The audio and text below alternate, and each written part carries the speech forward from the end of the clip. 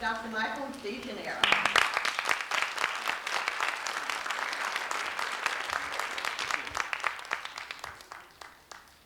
Good evening. Welcome to the Mamk Historical Society's, I was wondering what to call this, either a celebration or a tribute or a homage, but nevertheless, doing something about D.W. Griffith.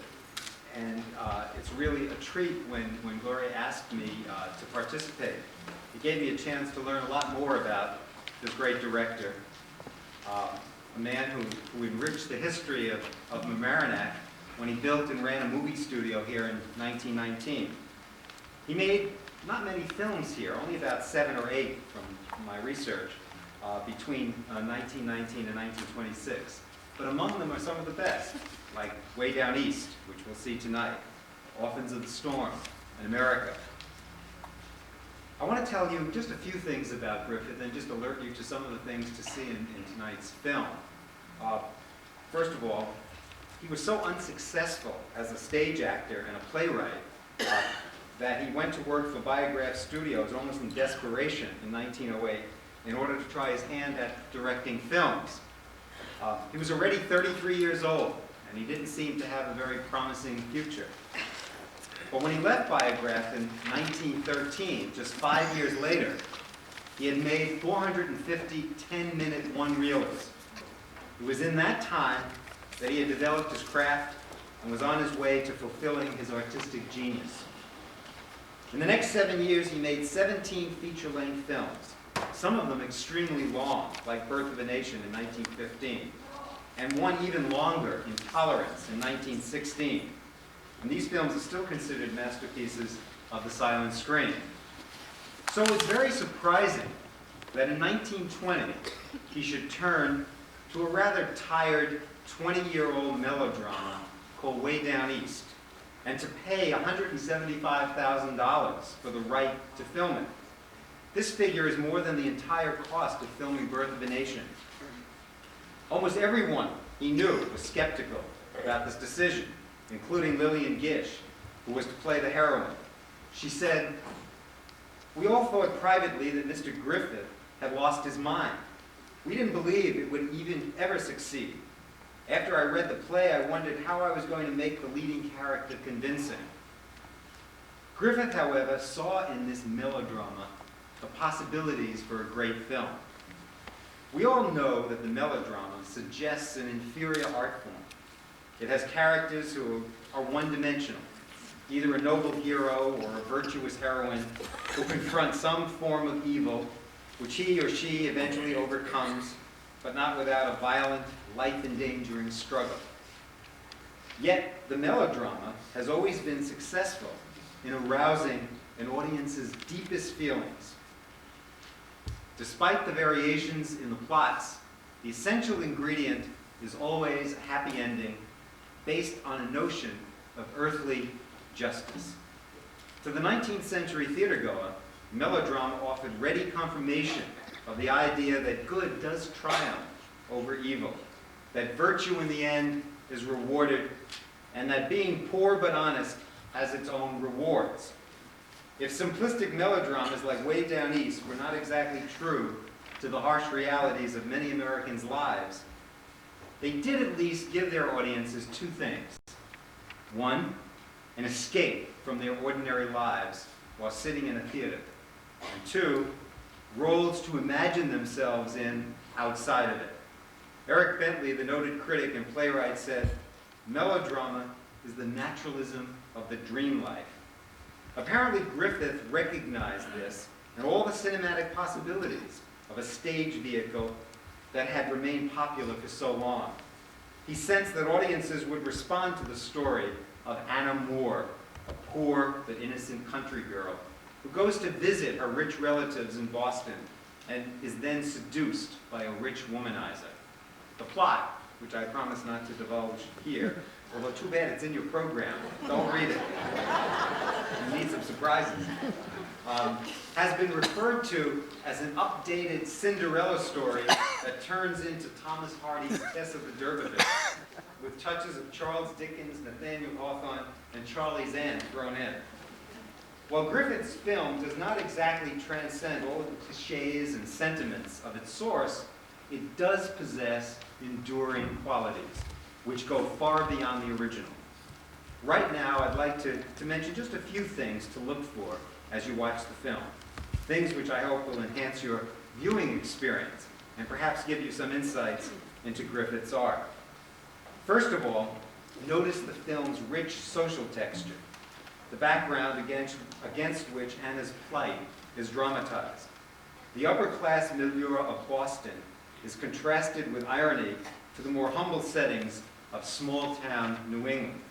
Yet both social settings contain the possibilities of good and evil. Notice especially how Griffith arranges and intercuts his scenes in order to emphasize this kind of duality, this kind of ambiguity that was not in the play. Another element to pay attention to is Griffith's depiction of nature. The natural world is always related to the human situation and is never portrayed without some ironic implications.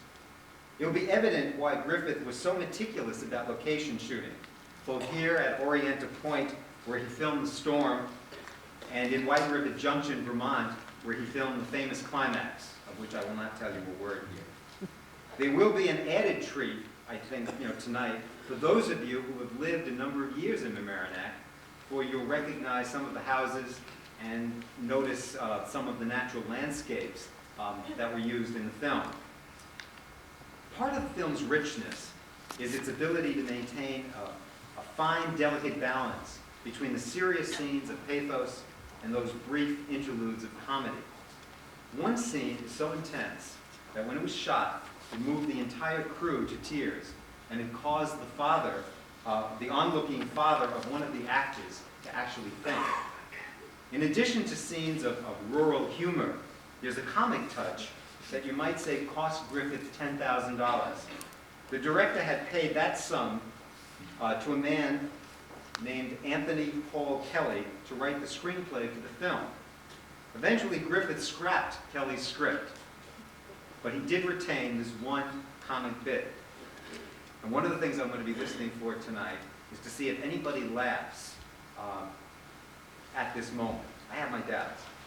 Also, notice how Griffith risks undermining the seriousness of the drama with the inclusion of these comic moments. Only great artists, I think, take such risks. And finally, what is most impressive about the film, what I don't have to alert you to at all, I think, is the performance of Lillian Gish. It's a virtuoso performance, if there ever was one. She defines the very best of silent screen acting. Her eyes, her mouth, her lips, indeed her entire body are a joy to behold as she expresses a remarkable range of human emotions, from the comic to the tragic.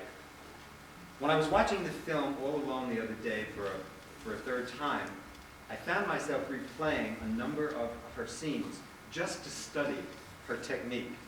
And if you ever wondered what all the fuss was ever about concerning Lillian Gish, this film should put to rest all doubts. She's truly one of the greats. To enrich your viewing experience tonight, we're very fortunate to have Ben Modell, who will provide a live piano accompaniment. Ben is here. Oh, okay, he's there. Okay. Ben is originally from Mamaroneck, and he has studied filmmaking at New York University. He has performed as an accompanist at the Museum of Modern Art, and has just recently completed producing and directing his own feature-length film, which he's now editing. After the screening, we're going to have a panel of film buffs and enthusiasts who will share with you some of their own expertise about the film. I invite you now to sit back and enjoy a journey into the past, to experience a classic film that was created in our own neighborhood about 70 years ago. Enjoy, and thank you.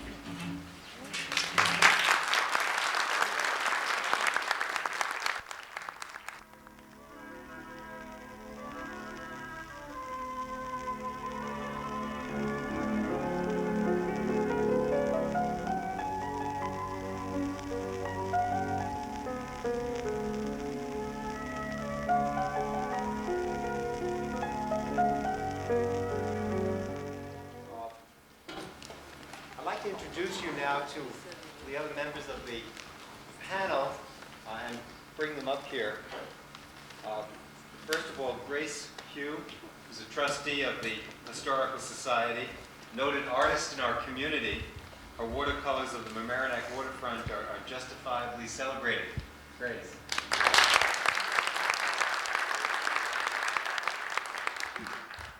Phil Reisman is also one of the trustees of the Society. Now retired, Phil has enjoyed an illustrious career as a writer for film and television. His credits include everything from newsreels to the Adams Chronicle on PBS. He was also nominated 5 times for an Academy Award and took home the Oscar for his full-length feature of Kon-Tiki. Phil.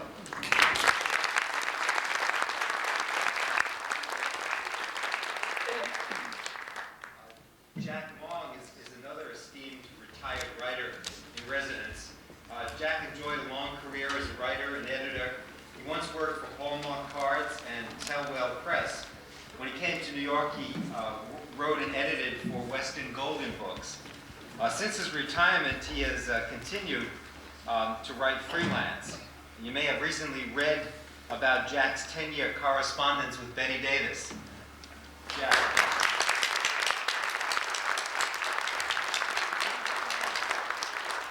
We also have Dominic Tex Fales. Tex was born in Mamaroneck in 1909, wow, and lived here all his life. For a number of years back, the village manager named Tex the ambassador of the friendly village of Mamaroneck, a title he still carries with pleasure. In the early 20s, Tex was a curious young teenager living across from Mamaroneck Avenue School and wondered what all this fuss about movies being made in this town was. Tex.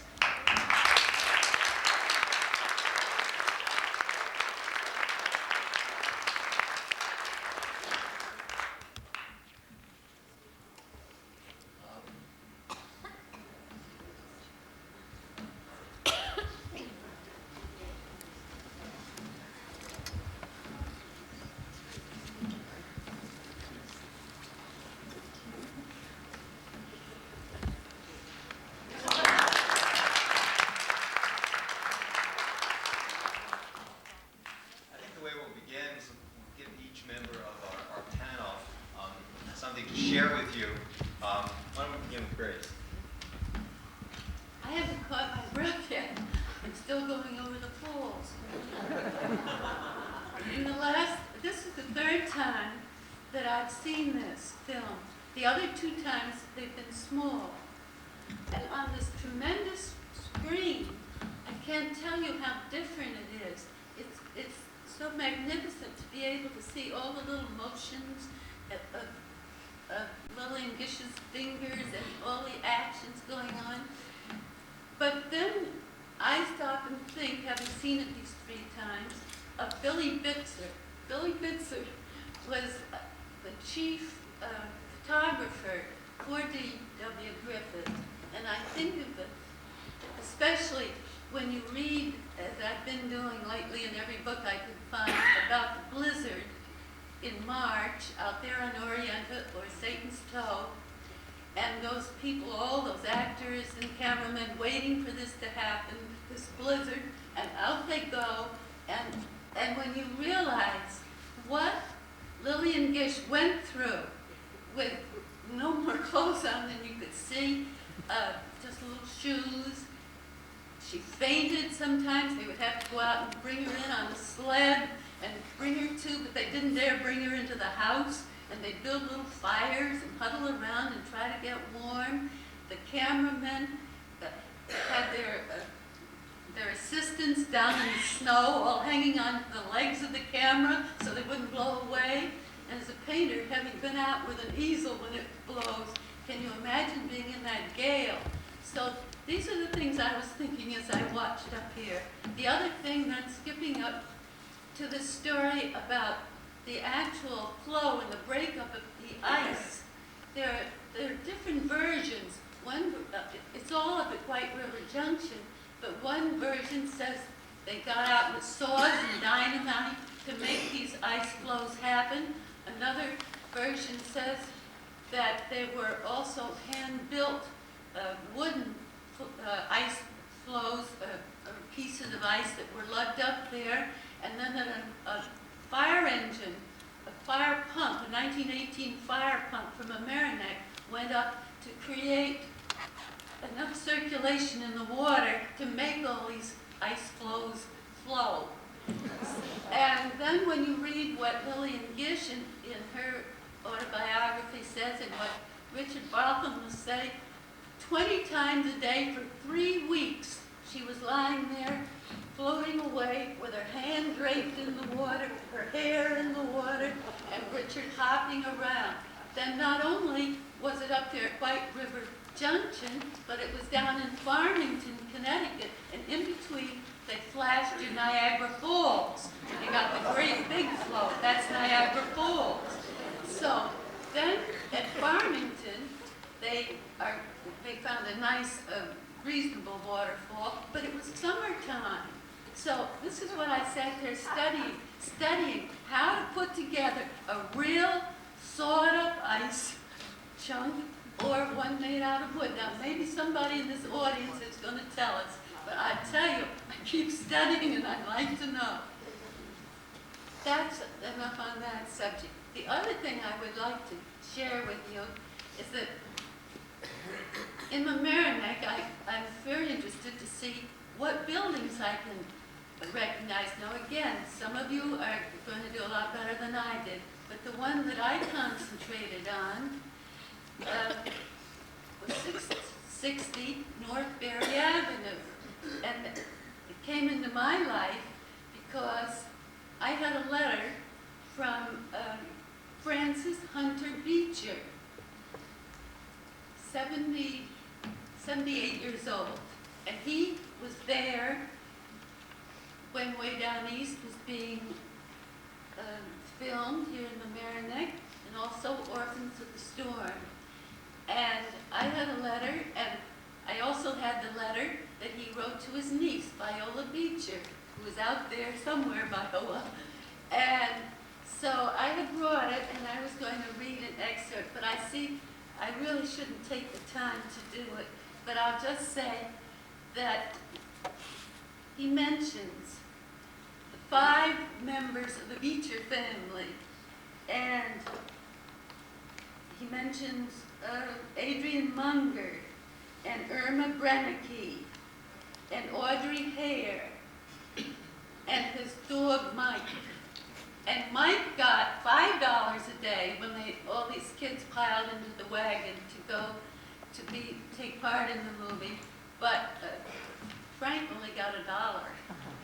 So that was another point. So today, I went to see Dick Granger, and he lives in this house. Now, I know you're not going to be able to see this house, but I'm going to leave it here on the table, and you can come up and look afterwards. This is the Granger house. This is, and here are some others of it, and it's down there at 660 Berry Avenue, and this is where Lillian Gish first stopped to get a drink of water or asked for work. And I sat here entranced to watch it happen on the big screen. And there it was. Here was the house that I've just been photographing. And it doesn't have the picket fence anymore, but the house next door still has a picket fence. So, but the pillars on the porch were the same. And this is Ada Granger, right out there sweeping. And Dick says, Grandma was always sweeping because she hated dust, and these horse and buggies were always going by, dirtying the place up, so out would come Grandma to sweep. Now, I have one other picture, and then this is the picture that Dick lent me today. You can't see it, but it is the little house back in 1920 with the fence, and it was made into a postcard. So I brought it so that you would see. There it is, the same house all those years. This little house was built in 1858. It's really old. And we like to landmark it.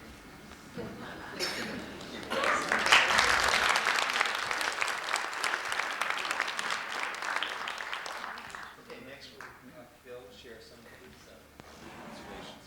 Well, since it's under the auspices of two historical societies, I'd like to set it in some kind of historical reference.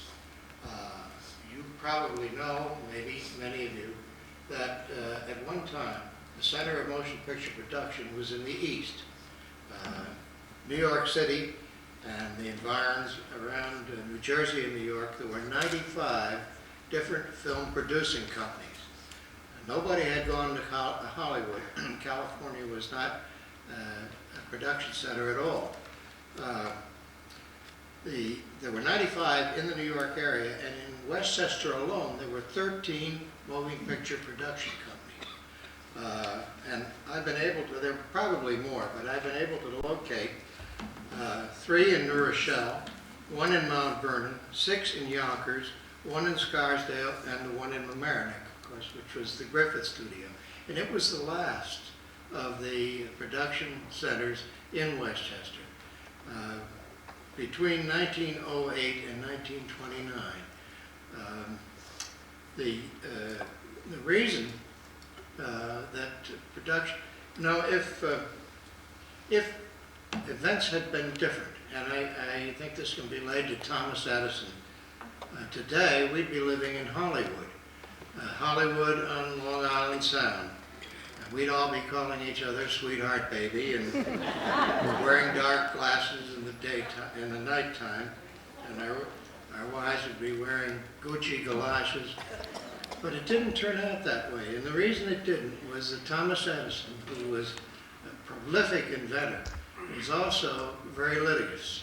And at the time that he developed various aspects of the motion picture camera and the motion picture projector, other people were doing the same, and he would immediately sue them for infringement of patents. There were 3 aspects of the motion picture camera which he claimed, and probably rightly so, were protected by his patents. One was the intermittent shutter, one was the sprocket holes, the little holes along the side of the film which enabled it to feed through the camera, and the other was the loop which kept the film from breaking as it went through the camera and the projector. Now, he was so avid about protecting his patents that he formed a trust. It was called the Patent Trust, and he gathered together all the people who he felt were infringing on his invention, and charged them for the use of devices in their camera. And there was no other better way of doing it. So bit by bit, he had gotten all of these people together. Now, there were a lot of people that couldn't afford or were unwilling to pay for the use of his patent. So they fled. Now, not only was the East the center of production, but there were 2 other centers, Chicago and Florida. Florida because of the sunshine. But the runaways, the ones who would not pay Edison's patent rights, went out to California, primarily not because of the sunshine, and they'd have gone to Arizona for that, but because it was as far as they could get from Thomas Edison, and as close as they could get to the Mexican border in case Edison found them. So that's why the moving picture business moved to Hollywood. Now, after about 10 years, the patent rights were redistributed, and that whole controversy fell apart. But in the meantime, the whole industry had moved to California, with some exceptions. There were some studios still in the East, New York City, the one in Astoria, which is still there, Biograph, which is where D.W. Griffith had done so much of his work, and one in New Rochelle, the Tannhauser studio, which was up on the corner of Echo Avenue and Main Street in New Rochelle. Now, I'm sorry, it was where the Naval Militia Armory is, between there and the corner of Echo Avenue. Today there is still a remnant of a theatrical hotel on Echo Avenue. It was called the Pepper Day Inn at the time. It was in two buildings. One is now where there's a gas station on the corner. The other one is this old frame building. Directly across from that is a brick apartment hotel. Now, I looked closely at the film today, and I had suspected it was true, but the townhouse in which the ball is held is that building. And it was called Beacon Hall at the time that it was built. And I have a photograph of it from 1917. And except for the iron railing fence, which was in the film, it's the identical building. I was delighted to find it because it was the only thing I could recognize that was still in existence. It also happened to be right next to the Tannhauser studio, which is, there's one building left of that, and that was Griffith's auxiliary laboratory. When he first came to Mamaroneck and established his studio, he had to have a place to have his film developed, and he used the Tannhauser studio. So I just wanted to set that into some kind of historical perspective. Now, I don't know if you noticed, there were certain elements in this film which are typically D.W. Griffith. They were director's touches at a time when there were no such thing as director's touches. There were very few films that had any characteristics of the man who made it. But if you notice, there's constant reference to small animals and small children. You had the little boy on the porch with the kitten between his legs. You had Barthelmess with the dove. You had Lillian Gish with the pigeon. Wherever he could, and you find this in all of, particularly Griffith's later films. It's a signature, and it was unique in his day. Directors didn't put signatures on their films. I just have another thing that I noticed. His characterization of decadence was smoking cigarettes. If you notice, none of the good people smoked cigarettes. He was a little bit behind his time then. It had been a characterization in the drama and in films, but until World War I. But when World War I came along, it was no longer considered decadent to smoke cigarettes because that was the only thing you could smoke in the trenches. You couldn't smoke a pipe, it would be too awkward. So the men returning home brought with them the habit of the quick cigarette, the quick smoke. But Griffith was still a rather old-fashioned man, and he still used it as a symbol of frivolity and slightly immoral. Now, I just have one other thing to say about the film, or two things. One is that I think it was mentioned that they took a fire engine from Mamaroneck up to provide a little extra current in the river in case it was needed. They also took 4 firemen and I think neglected to get permission from either the city fathers or from the fire department, and there was a big hullabaloo about it,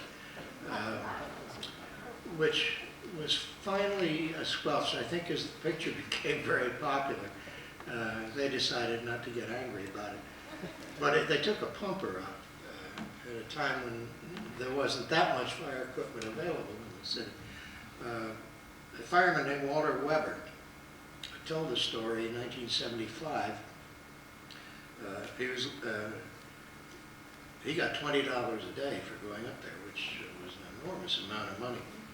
The other thing that I would like to mention was that you look today at probably one of the most heavily censored films that were made up until that time.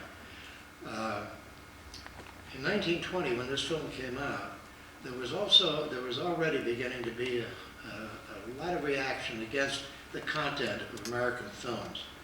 And they were highly censored, not by a censor board as later was established, but each individual state had its own censorship. Many individual cities, there were more than 60 city censors when this film was made. Many small towns turned it over to the Chamber of Commerce. And a picture like this was looked at with some suspicion. An example, in the Pennsylvania State Board of Censors cut any suggestion in its entirety from this film of the mock marriage, the subsequent honeymoon, the heroine's announcement of her pregnancy, all sequences relating in any way to the child's birth. The result, the baby appeared in the film just before its death. This, of course, did tremendous damage to Griffith's picture. And it had a lot to do with the final decision to establish a board of censors, if you will, in Hollywood. Because otherwise, without that, you would have had to make 48 different versions of every film, and no company could exist under those circumstances. So your Central Board of Censors was set up, highly criticized at the time and since because of some of the idiotic decisions that they made. But nevertheless, it saved the film business, because if it hadn't done that, self-censorship rather than government censorship, there would have been no film business left. They just couldn't have afforded to carry it on. Thank you, sir. Okay, now we'll hear from Jack Long. When we divided the different areas that we would talk about tonight, I got the players. And I wondered at my qualifications of being here at all, other than that I'm a movie buff from quite a while back and saw a number of D.W. Griffith pictures. But when I started reading more about D.W. Griffith, I found my connection. His mother was named Mary Oglesby, and my grandfather's first wife was Molly Oglesby. And they were both from Kentucky, so there's obviously a family connection. Talking about the players, though, first we are all aware, I think, that Miss Gish is alive and well and living in New York and is 94 years old, and sent a charming note here wishing that she could be here and that she would be thinking of the session this evening, and that she and her sister Dorothy had had many wonderful times when they lived in Mamaroneck. Richard Barthelmess was born in New York City in 1897 and spent a great amount of time in Hollywood, of course, but came back to Southampton, where he died in 1963. He graduated from Trinity College, and after Way Down East, which was made in 1920, he married Mary Hay. He played the part of Kate Brewster. So a romance was going on while the film was being made, and later the romance didn't last. They divorced in 1926 after they had had one daughter, and Mr. Barthelmess married a Jessica Sargent. The Lowell Sherman probably went on to have with the exception of Lillian Gish, the longest career of any of the major actors in the film. As you remember, he played the villainous Lennox Sanderson. He was born in San Francisco in 1885 and died in Hollywood in 1934. Married 3 times. He favored actresses: Evelyn Booth, Pauline Guerin, and Helen Costello of the famous Costello family. His first picture was something called Sold in 1915, and his last picture was What Price Hollywood in 1932. But a very interesting thing about him was that he directed Mae West. In her first picture, She Done Him Wrong in 1933. So his career spanned a lot. He also played with Valentino in Monsieur Beaucaire in 1924. Creighton Hale, who played Professor Sterling, was born in Ireland, and he had a long career in Hollywood. He made at least 30 pictures. His last picture was The Perils of Pauline with Betty Hutton. And Mary Hay, as I've already mentioned, married Richard Barthelmess, and her career finished as far as movies were concerned in 1925 with a picture called New Toys. And that's my summary of the players who were in the picture tonight that we enjoyed so much.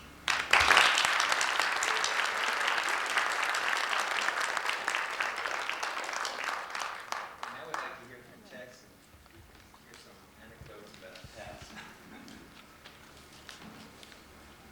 Can you hear me? Yeah. That's what I was afraid of. Chairman, members of the board, ladies and gentlemen, the speakers before me have said everything, believe me. My memory isn't that good, but I can tell you and be honest about it. When they were showing the pictures, D.W. Griffiths, we used to sneak in, and if we got caught, then we'd get a spanking. And then they moved it over to Getty's Way, Getty Pond. And they had the pictures there, and we'd always sneak in, but we never got caught because there was too many hills up there that they couldn't climb up the hills. But, you know, to be called here tonight and to express to you what I've seen and what I know, believe me, ladies and gentlemen, it's a great pleasure, because when you get on in years, you seem to forget things. But I'm very grateful, though, to my wife. She doesn't forget. I owe her $5 17 years ago. She reminds me every day. But that's only a joke. But if I had the memory of my wife, I would be most happy. But as the Lord wants it, you are what you are. And to all you wonderful ladies and gentlemen here this evening, I wish you the greatest, and may God bless you all. Thank you very much.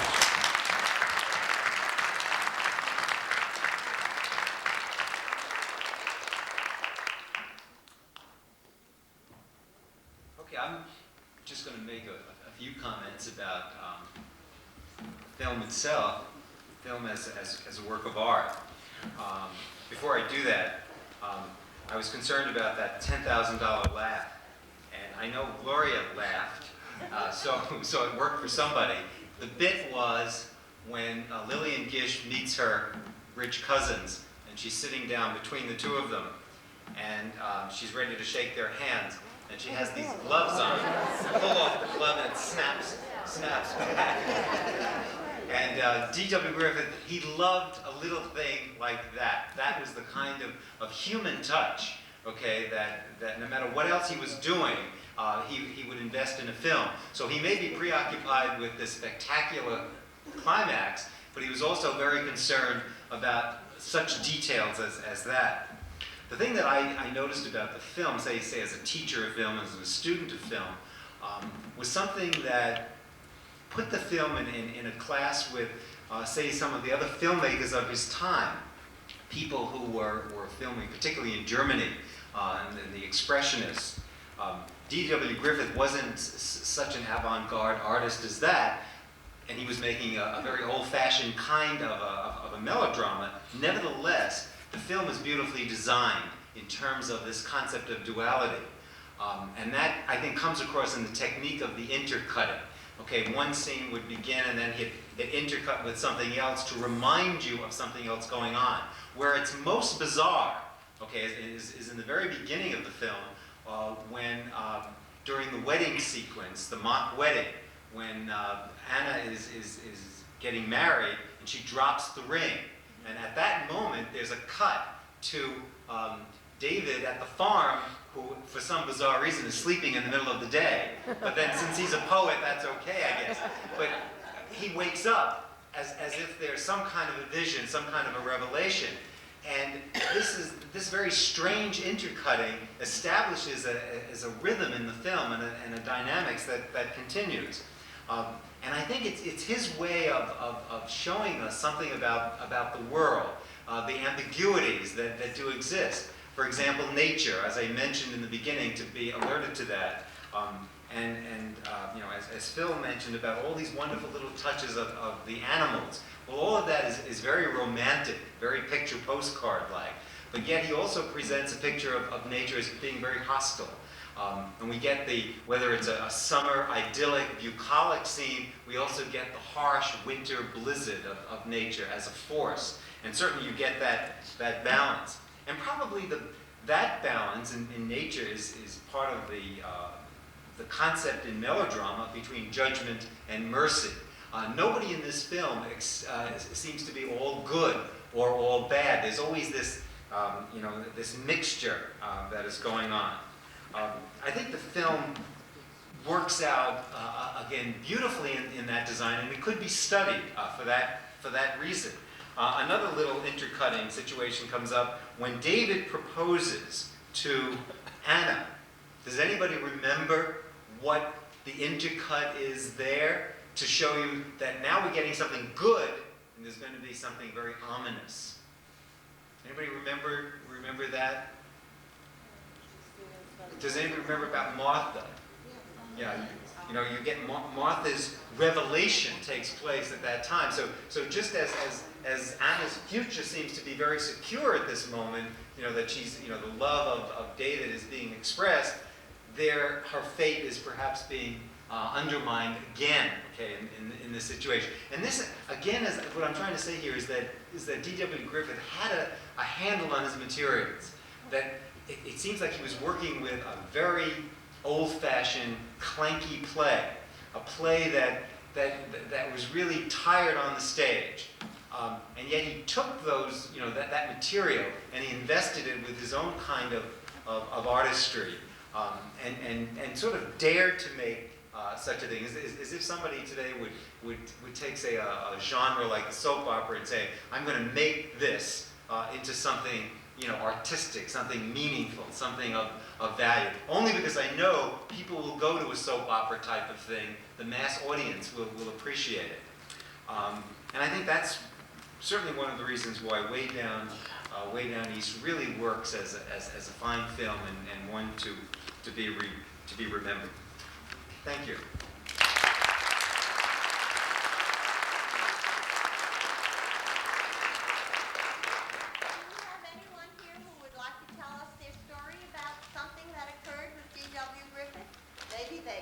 They just saw something, or maybe they were an extra.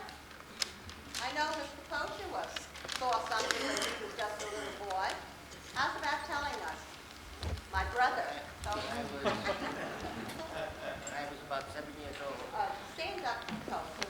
When I was 7 years old, down on Rockland Avenue, I remember them taking pictures of the British Redcoats and the Minutemen up where Wilson's home was right there. Wilson's home on Rockland Avenue. And then I also remember Paul Revere coming down Rockland Avenue on a horse. I remember that like it was yesterday. Maybe, but I don't know the name of the picture. America. Yeah, Which is and I never saw it. 1924 and 25. Have you ever seen it sometime? We will.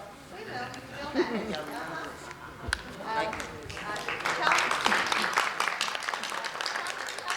that it took place close to Wilson's house there on Rockland Avenue. Well, last evening, in response to the little piece in the Daily Times to please call me with a story, I did get a call from Mrs. Wilson, who is 100 years old, and hopefully I will get to see her in person and get her story about what occurred. I thought that was marvelous. Burton, do you have something you'd like to add to this?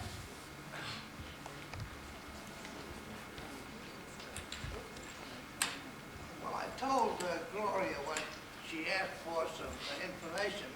And my brother Howard became an extra.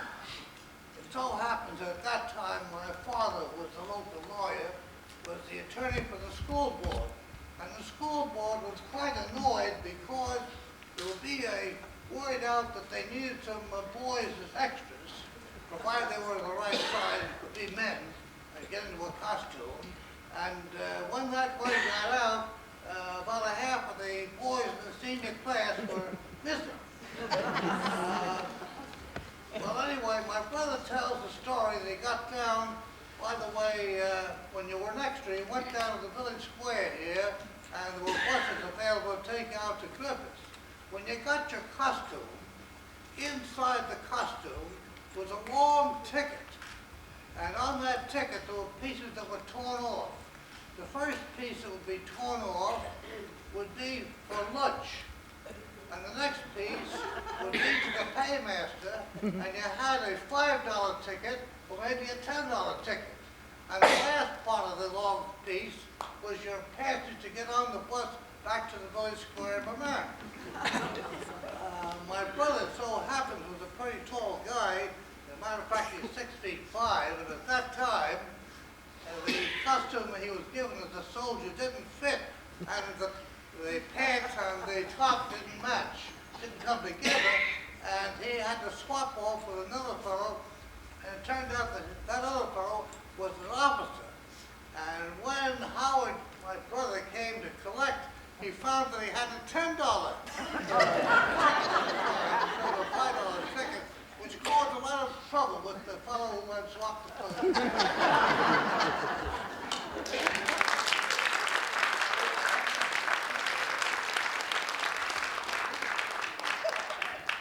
The story that I got from Helen Carrero was that when the film Way Down East was shown, she and her aunt lived in France. And so sure enough, she received a letter from her aunt from France who said she had seen the movie Way Down East in France and recognized Mrs. Granger sweeping the front porch. So it was fun. Do we have any other stories? Gloria? Yes. I'd just like to add something to that. There are 3 versions of Lillian Gish approaching Mrs. Granger. One, Mrs. Granger says, no, you can't have a drink of water. 2, Mrs. Granger says, yes. And 3, she gives her the drink of water, plus a flower from the tree lilac bush by the house. And since thousands of feet of film were not used, it seemed this Arthur Cleary used to give out to his friends 100 feet. And Mr. Beecher, Frank Beecher, was given 100 feet. So, but he said it all disintegrated. So I'm sure some of you out there probably were given 100 feet too. But unfortunately, it's disintegrated. I was just wondering if anybody on the panel would know why, when they showed Lillian Gish's life history, they never mentioned Mamk.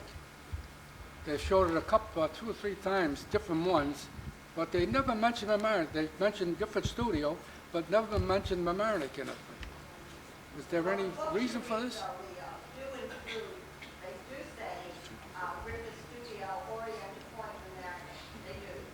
No, on TV. This was on TV. There was never mentioned Mamk on it. There are Too some hard books. to I remember pronounce. some books from Mamk is Too definitely hard omitted. to pronounce. You read so much about Griffith. Too hard to and pronounce. Oh, they yeah. don't mention Mamk. You're right. There is a mention. I don't know why.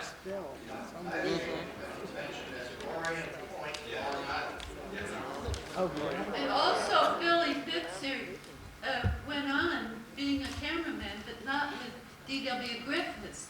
And he didn't end up too well. I think he took to drink.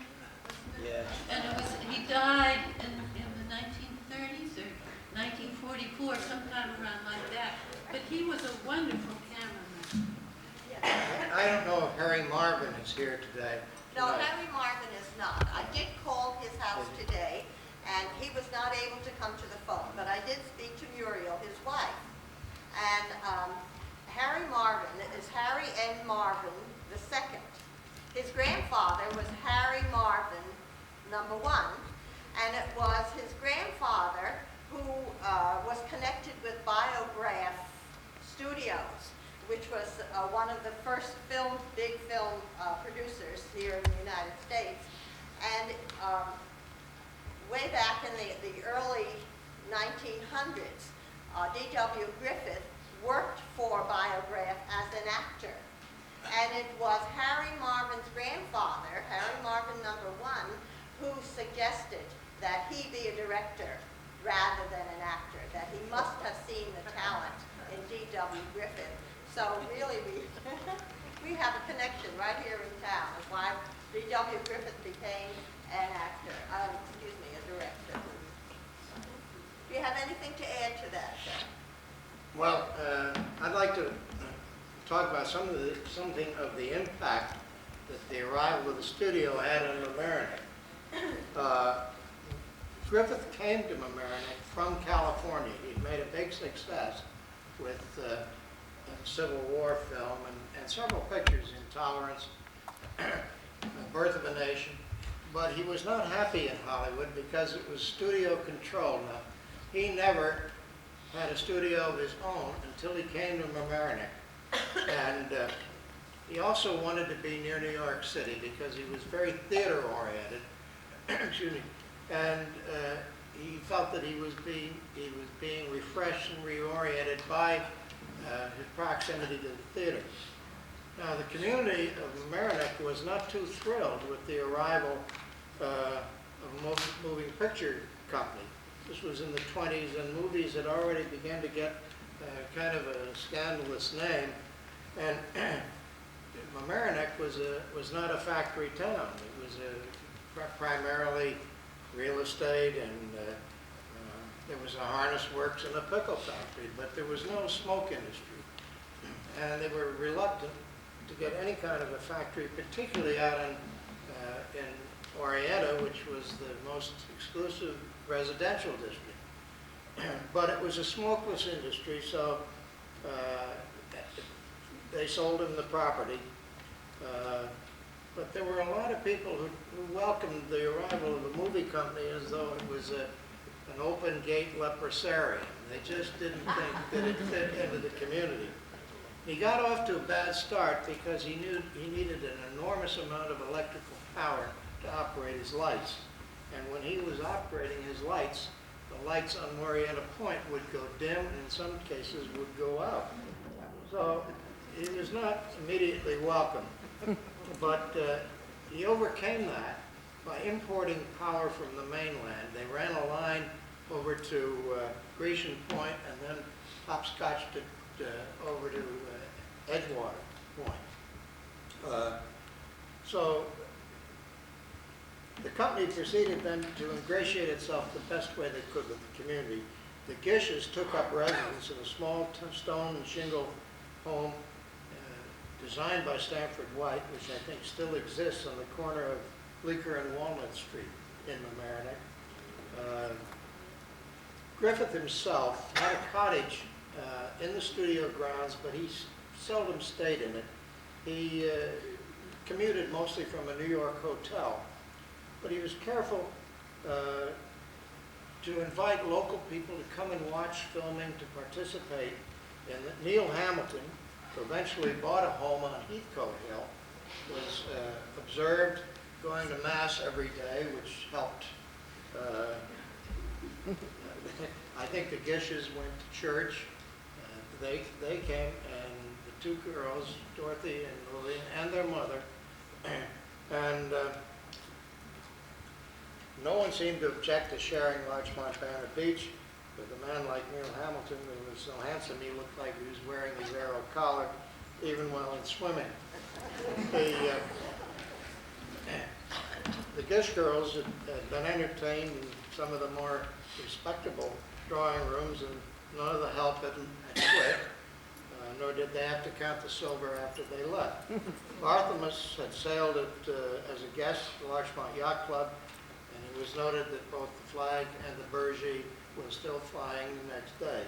So bit by bit, they became accepted by the community. They encouraged visitors, employed as many of the local people as they could, both as extras, as electricians, as carpenters.